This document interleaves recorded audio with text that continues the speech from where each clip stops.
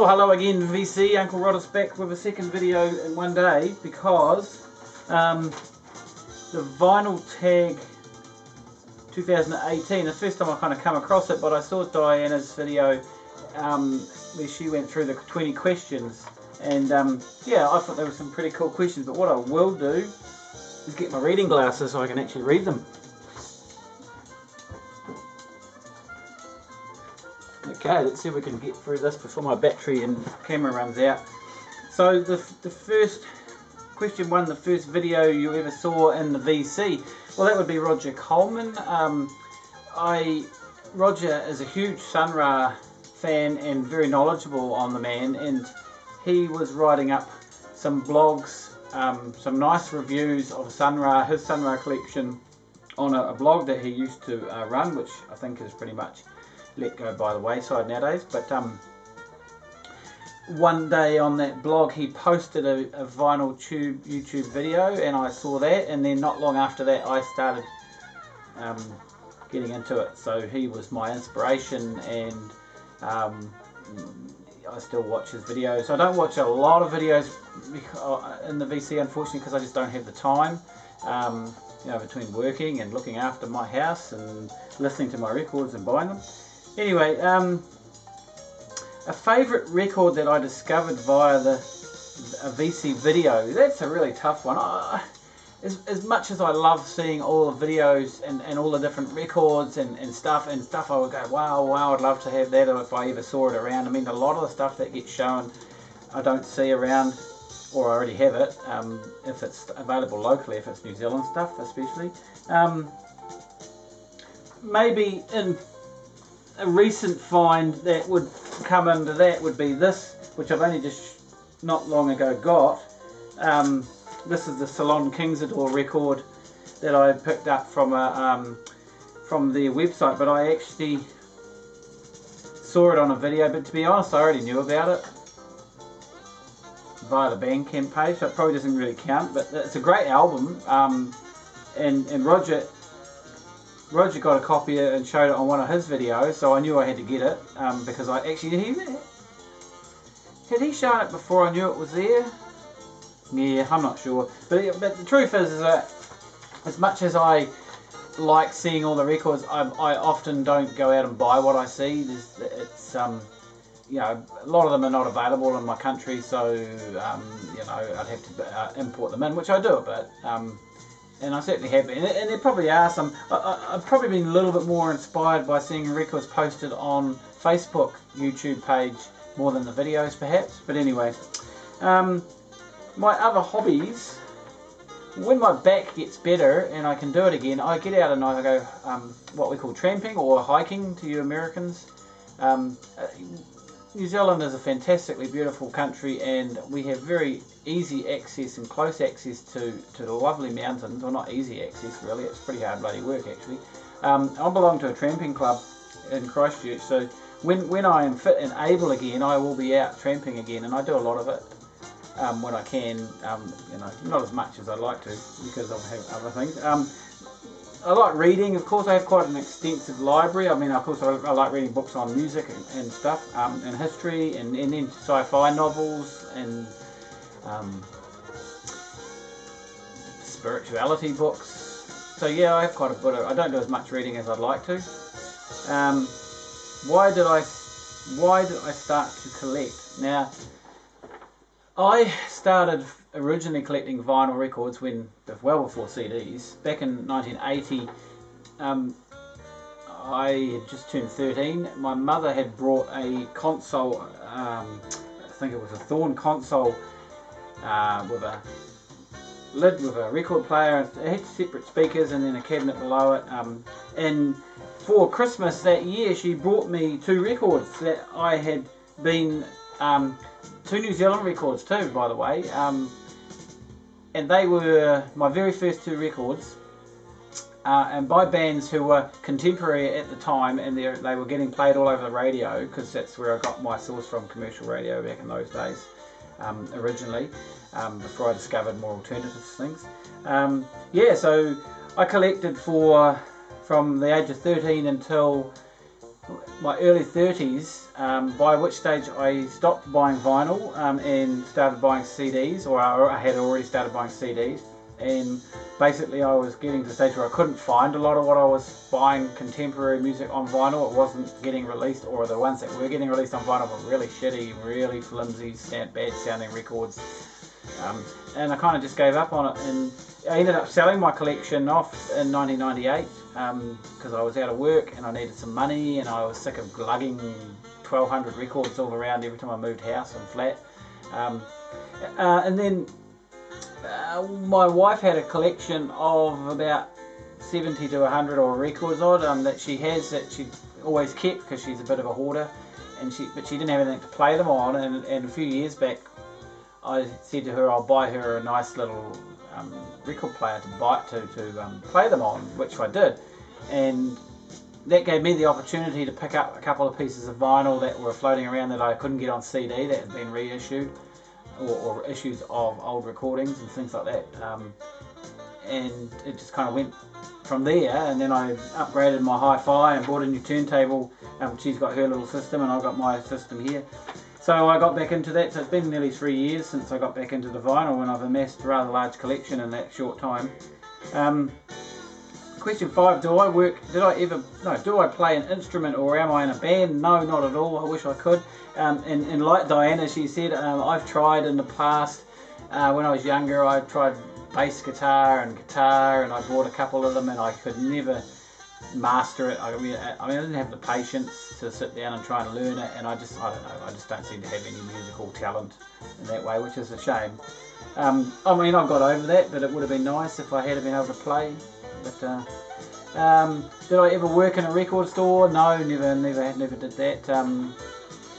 Favourite album from the year I was born. Now, I haven't got it on vinyl anymore. I used to have an original copy of this, but this is my favourite album from the year I was born. Not only is it my favourite album from the year I was born, it is my favourite album ever of all time, and it has been since I first discovered a copy of it in Echo Records back in the mid-80s, or the 86 maybe, or somewhere around there I discovered it, which was 20 years after it had come out.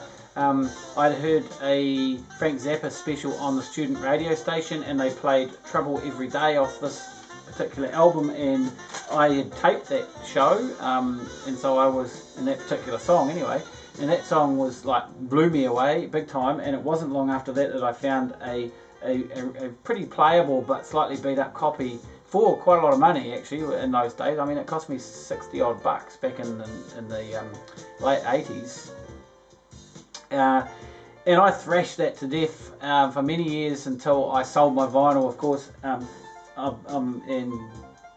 bought the CD reissue, which was the 1993 Ryko discs, which people have sort of suggested aren't that good, and yeah, maybe I will pick it up on vinyl again.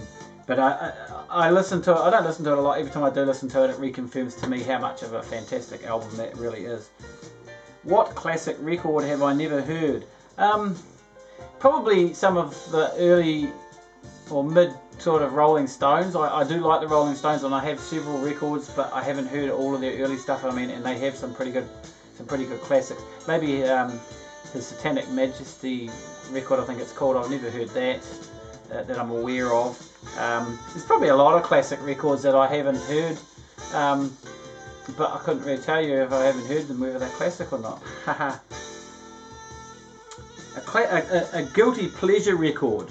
Right, well, this one here I would suspect may fall under that. Captain and Tennille, Song of Joy.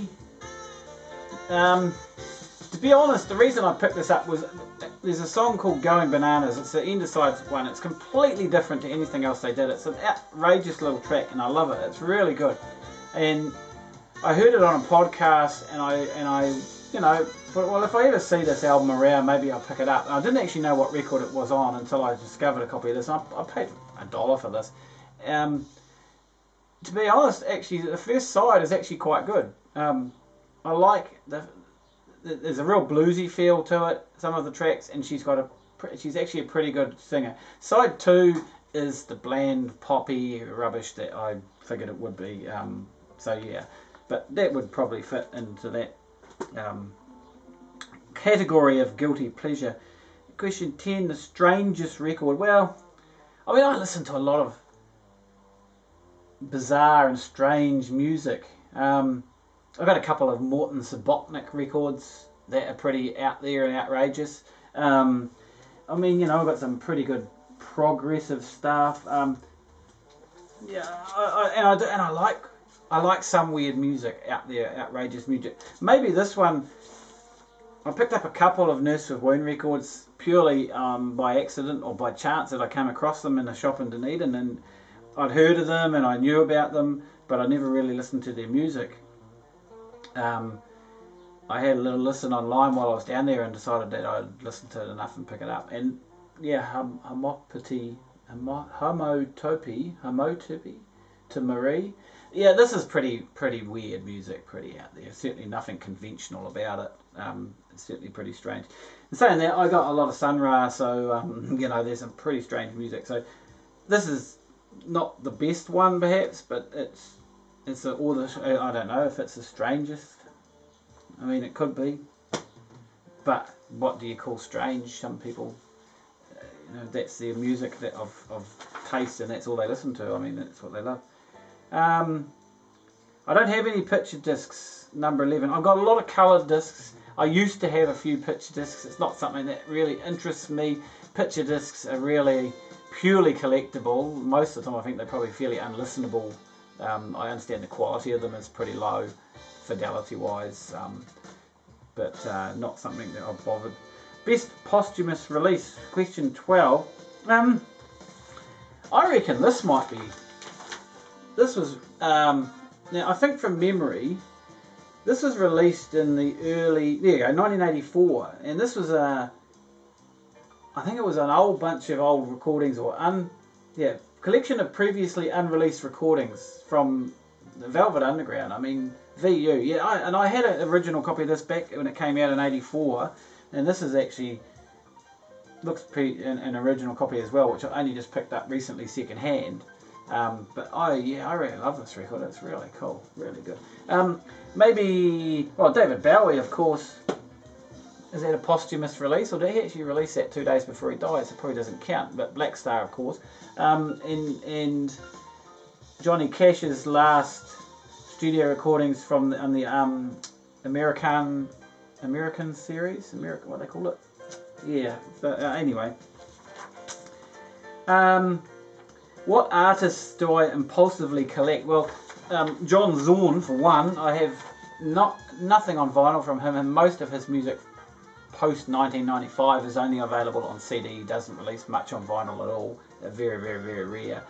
His earlier stuff is available on vinyl, but very rare and expensive, up to the 95. But I have a couple of shelves full of him, and Sun Ra. I have probably about 90 odd CDs of Sun Ra. Again, I've only got about 2 vinyls of Sun Ra, because I was collecting those guys before. Frank Zappa, I have a considerable collection of his. I used to have a lot of it on vinyl before I sold my collection. Also collect things like ECM jazz in particular, and New Zealand music, as you know, and Blue Note reissues, or originals if they turn up when I can. But I'm mostly focused on New Zealand music at the moment, so not really artists. But 14 is, what is my best blind buy? Well, I don't know. Again, it's a hard one. I've picked up a lot of records that in the old days that I used to buy. I don't have them anymore.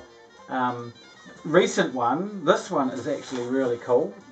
I showed recently. It's called Play On, put together by a guy called Paul McClaney, who was in a band in New Zealand called Gramsci, I think it was. He was the singer.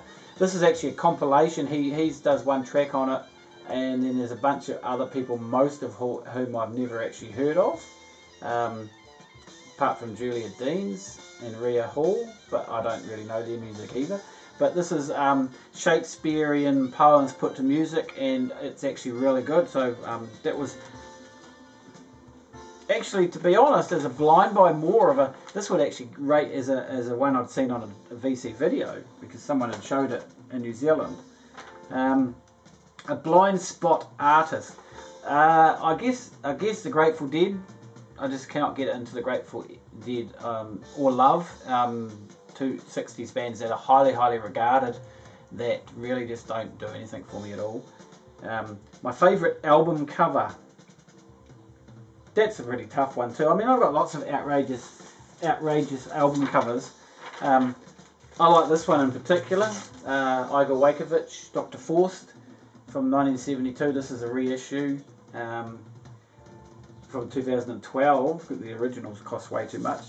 Actually it would fit reasonably good in towards the strangest record category as well, because it is a pretty strange record, but it's a pretty outrageous record. I love it. It's his best, and it's just an absolute mind trip. But it is a pretty cool cover. A musician, 17, a musician you've met. Nobody hugely famous, but I've met a lot of local musicians at bands, at gigs. You know, I've talked to a few of them.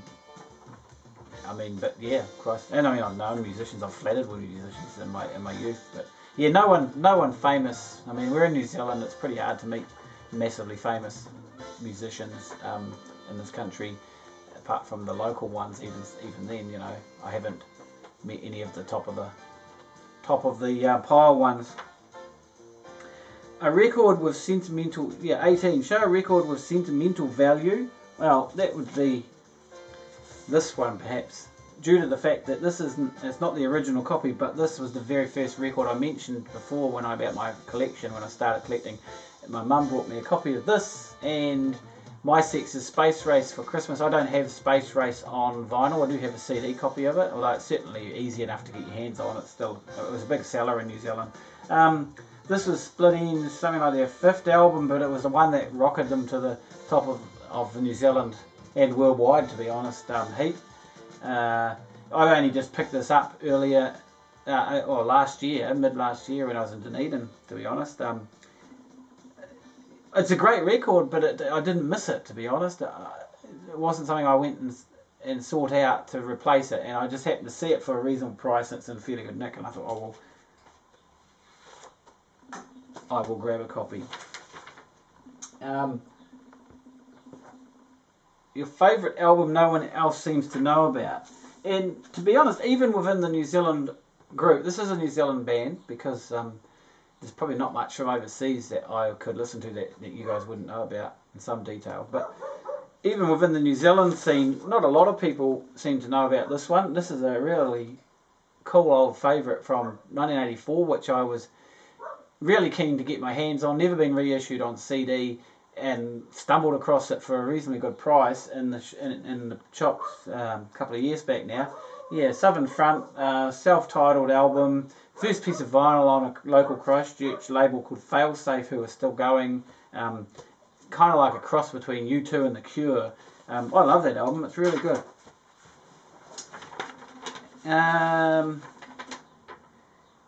Favourite album of a genre that I don't know too well. Okay, again a New Zealand one, not on vinyl unfortunately. Concord Dawn, drum and bass, 2 DJs, drum and bass.